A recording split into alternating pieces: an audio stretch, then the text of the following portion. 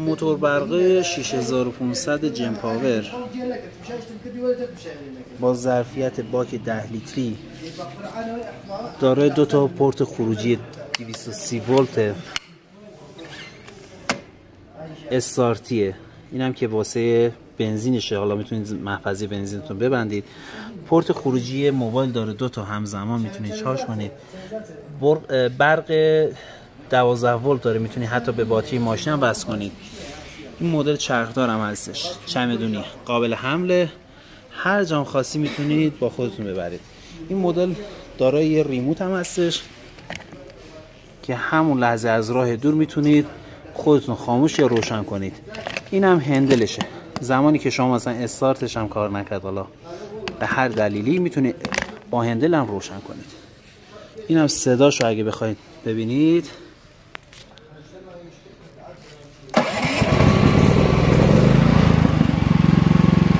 این هم صدای موتور در حد یه جارو برقی صدا داره.